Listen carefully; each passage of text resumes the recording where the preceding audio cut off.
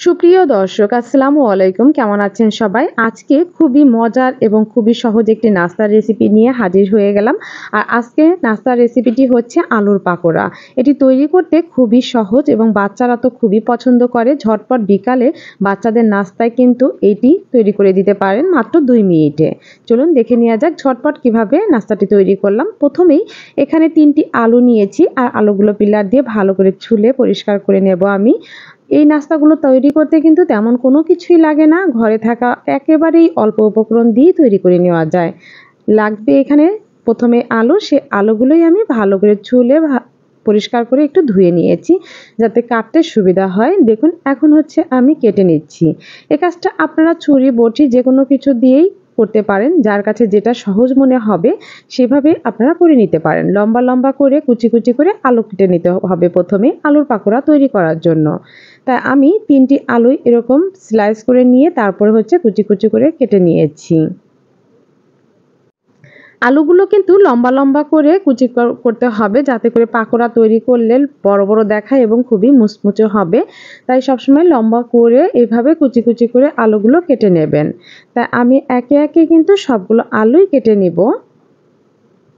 সবগুলো আলু কাটা হয়ে গেছে। এখন ঠান্ডা পানি দিয়ে ভালো করে আমি আলুগুলো ধুয়ে নেব যাতে করে এর মধ্যে কোনো কষ না থাকে। আর আলুর মধ্যে কিন্তু প্রচুর কষ থাকে। এটি কষলিয়ে নিয়ে ভালো করে ফ্রেশ পানি দিয়ে ধুয়ে নেবেন 2 থেকে 3 বারের মতো। আর ধুয়ে আমার নেওয়া হয়ে গেছে। এখন এই আলুগুলো থেকে একেবারে সুন্দর করে পানিটা ঝরিয়ে নিতে হবে। এভাবে ঝাঁকিয়ে বা ছাঁকনিতে রেখে দেবেন 5 মিনিটের জন্য বা 3-4 মিনিটের জন্য। পানি ঝরিয়ে নিয়ে এর মধ্যে দিয়ে দিলাম কিছু কাঁচামরিচ কুচি, হাফ চামচ পরিমাণ দিয়ে দিলাম কালো গোলমরিচের গুঁড়া, হাফ চামচ পরিমাণে দিয়ে দিব লাল মরিচের গুঁড়া, আর দিয়ে দিয়েছি এখানে 4 চামচ পরিমাণের ময়দা, স্বাদ মতো লবণ।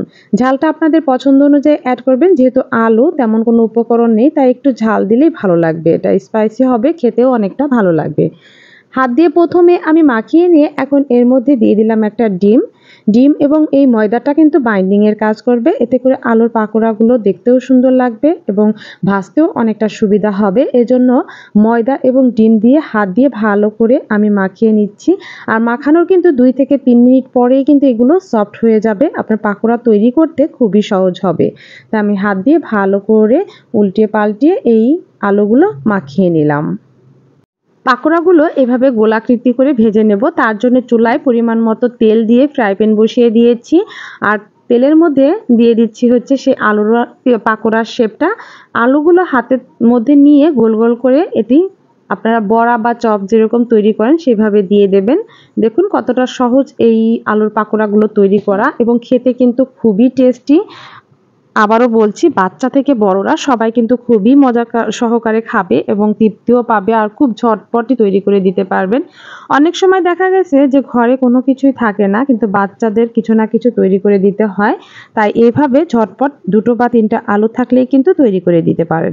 উল্টিয়ে পাল্টিয়ে আলুর পাকোড়াগুলো আমি ভেজে নিচ্ছি। আর অবশ্যই চুলার আঁচটা মিডিয়াম হিটে রাখবেন, হাই হিটে রাখবেন না, যেহেতু কাঁচা আলু। আপনারা যদি হাই হিটে ভাজতে যান তাহলে খুব দ্রুত এটির কালার চলে আসবে কিন্তু ভিতরে ভালো করে কুক হবে না। সেজন্য চুলার আঁচটি মিডিয়াম হিটে রেখে উল্টিয়ে পাল্টে ভেজে নেবেন। আর দেখেই কিন্তু বোঝা যাচ্ছে কতটা ক্রিস্পি হয়েছে।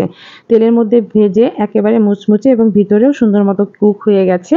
আবারও সেমভাবে এই আলুর পাকোড়াগুলো ভেজে নিচ্ছি। খুবই সহজভাবে দেখানোর চেষ্টা করেছি কিন্তু রেসিপিটা। এখনও যারা লাইক দিতে ভুলে গেছেন তারা একটি লাইক দিবেন, আর ভালো লাগলে কিন্তু আমার চ্যানেলটা সাবস্ক্রাইব করে আমার পাশেই থেকে যাবেন। আমি আলুর পাকোড়াগুলো তুলে নিচ্ছি আর ঝটপট তৈরি হয়ে গেল আমার বিকালের নাস্তা। দেখুন কতটা ক্রিস্পি হয়েছে, দেখেই বোঝা যাচ্ছে, আর কতটা লোভনীয় হয়েছে। ঝটপট এভাবে আপনারাও তৈরি করে দিতে পারেন আপনাদের বাচ্চাদের। রেসিপিটা কেমন লাগলো তা অবশ্যই কমেন্টসে জানাতে ভুলবেন না। যদি ভালো লেগে থাকে তাহলে একটু লাইক, কমেন্ট, শেয়ার করে দিবেন। সবাই ভালো থাকবেন, সুস্থ থাকবেন। আবারও হাজির হয়ে যাব নতুন কোনো রেসিপি নিয়ে। সে পর্যন্ত সবাই ভালো থাকবেন। আল্লাহ হাফেজ।